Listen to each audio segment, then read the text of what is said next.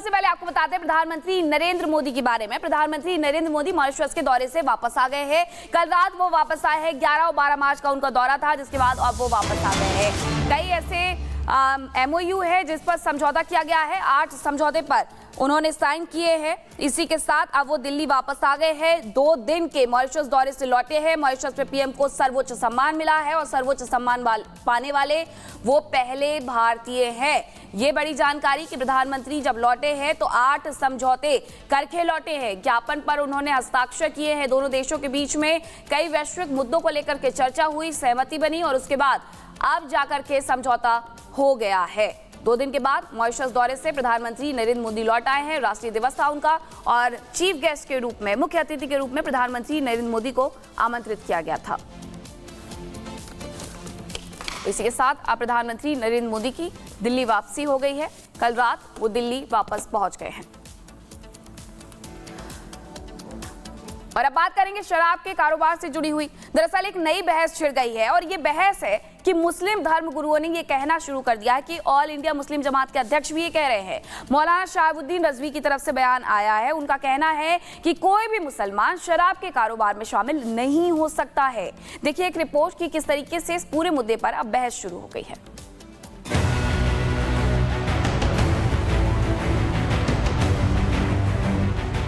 इस्लाम में शराब हराम है या हलाल, ये बहस सदियों से चली आ रही है। लेकिन अब ऑल इंडिया मुस्लिम जमात के अध्यक्ष मौलाना शहाबुद्दीन रजवी ने शराब को लेकर बड़ा बयान दिया है।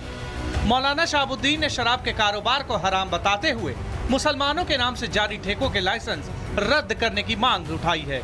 चाहे कोई दुकान ही करने वाला मुसलमान ही क्यों न हो, जिसको शरीयत ने हराम करार दे दिया गया वो हराम है। जो नाजायज करार दे दिया गया वो नाजायज है, अगरचे कोई कितना बड़ा मुसलमान उसको क्यों ना अपनाए। शरीयत का हुक्म बदला नहीं जा सकता। शहाबुद्दीन रिजवी ने कहा है कि इस्लाम में शराब पीना और उसका व्यापार कराना दोनों ही हराम है। उन्होंने मुसलमानों से अपील की है कि वो शराब और इसके कारोबार से दूर रहें। इस्लाम ने शराब को हराम करार दिया। अब कोई भी इस्लाम का मानने वाला मुसलमान अगर वो शराब का कारोबार करता है या शराब खुद पीता है तो वो नाजायज काम है, गुनाह का काम है। उसको किसी सूरत पर इस्लाम इजाजत नहीं देता है। मौलाना शहाबुद्दीन रजवी के इस बयान के बाद शराब के कारोबार को लेकर नई बहस छिड़ गई है। मौलाना रजवी ने मुस्लिम नामों से जारी शराब के ठेके रद्द करने की मांग उठाई है। उन्होंने मुसलमानों से शराब से दूर रहने की अपील की और सरकार से तत्काल लाइसेंस रद्द करने का आग्रह किया है। उनका कहना है कि शराब समाज के लिए हानिकारक और इस्लाम के सिद्धांतों के खिलाफ है। Bureau report, Republic Bharat. वहीं अब खबर पूर्वांचल से जुड़ी हुई है, क्योंकि कभी पूर्वांचल में खौफ का दूसरा नाम था माफिया डॉन मुख्तार अंसारी। अब उसकी संपत्ति को जब्त करने का काम तेजी से किया जा रहा है और सिर्फ मुख्तार अंसारी की संपत्ति को जब्त नहीं किया जा रहा है, बल्कि उसकी पत्नी अफसा अंसारी के नाम से ली गई अवैध संपत्तियों का भी पूरा हिसाब किया जा रहा है। देखिए इस रिपोर्ट में।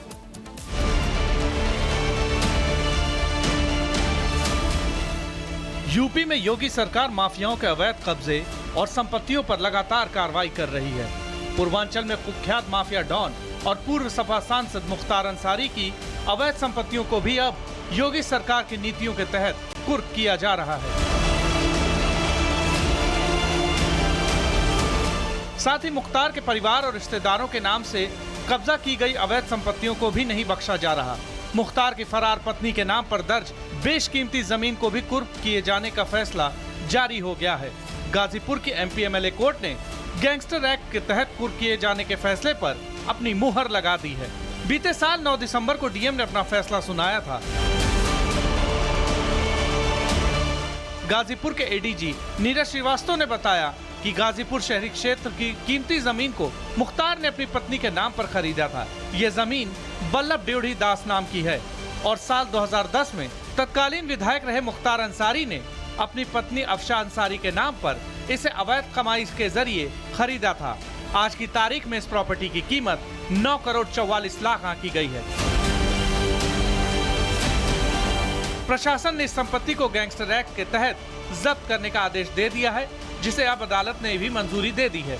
ये फैसला मुख्तार अंसारी और उनके परिवार के खिलाफ चल रही कार्रवाई में एक बड़ा मोड़ है।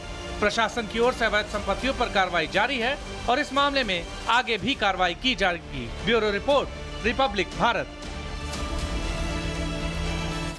और अब आपको कुछ तस्वीरें ग्रेटर नोएडा से दिखा देते हैं, जहां ग्रेटर नोएडा वेस्ट के एक मार्केट में आग लग गई है। आग इतनी भयावह थी कि आसपास की सारी दुकानों को अपनी चपेट में ले लिया। समृद्धि सोसाइटी ग्रेटर नोएडा की तस्वीरें सामने आई हैं, जहां एक मार्केट में आग लगी है।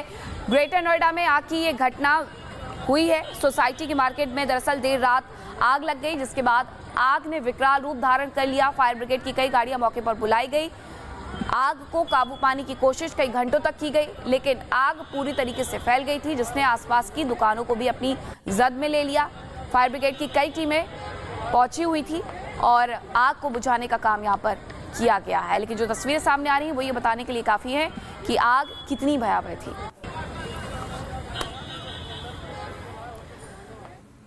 और अब बात कुशीनगर की भी कर लेते हैं, जहां कुशीनगर में गुलजार ने खुद को संजीव मिश्रा बताया। हिंदू परिवार से नजदीकियां बढ़ाई, उनकी बेटी को प्रेम जाल में फंसाया, लेकिन जब सच सामने आया तो उसे आप भी सुनकर के चौंक जाएंगे। ये पूरा मामला दरअसल लव जिहाद का था। हिंदू परिवार कुछ दिन तो चुपचाप ये सब कुछ सहता रहा लोकलाज के डर से, लेकिन उसके बाद थाने में जाकर के तहरीर दी कि किस तरीके से उनके साथ धोखा किया गया।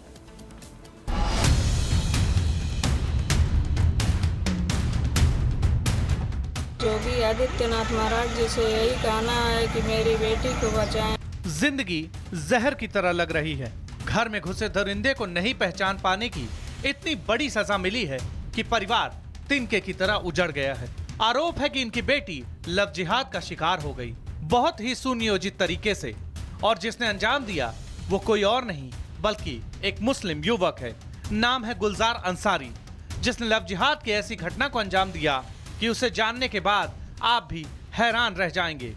मामला कुशीनगर के नेबुआ नौरंगिया थाना क्षेत्र का है। उत्तराखंड के भगवानपुर थाना मंगलौर का रहने वाला गुलजार नेबुआ नौरंगिया में मजदूरी का काम करता था। बगल में अगवा हुई लड़की का घर भी था। गुलजार अंसारी की गंदी नजर उस पर पड़ी तो उसने अपना नाम संजीव मिश्रा बता दिया ताकि पंडित परिवार में घुल मिल सके, और वही हुआ। मिश्रा बना गुलजार अपने मकसद में कामयाब हो गया और युवती को अगवा कर लिया। यहीं पर गुलजार नाम का एक लड़का था, हमें संजीव मिश्रा बता रहा था, और जो कि उसी के झांसे में लेकर हमारी बेटी को और अपने जो कि अंदर में कर लिया है, और अंदर में करके जो कि यहाँ से अगवा कर लिया। गुलजार अंसारी से संजीव मिश्रा बने लव जिहादी ने युवती की मासूमियत का फायदा उठाया और उसे अपने प्रेम जाल में फंसाने में कामयाब भी हो गया। Bureau report, Republic Bharat. और केंद्रीय गृह मंत्री अमित शाह आज गुजरात के दौरे पर रहने वाले हैं। इस दौरान वो कई योजनाओं का उद्घाटन भी करेंगे, शिलान्यास भी करेंगे और कई कार्यक्रम में शामिल भी होने वाले हैं। केंद्रीय गृह मंत्री का गुजरात दौरा है ये, और वहां पर कई परियोजनाओं का शुभारंभ उनके द्वारा किया जा सकता है। साथ ही कई योजनाओं के बारे में भी, कई योजनाओं का शिलान्यास करने के साथ ही कई योजनाओं के उद्घाटन की भी जानकारी मिल रही है। गुजरात दौरे पर वो कई योजनाओं का उद्घाटन करेंगे।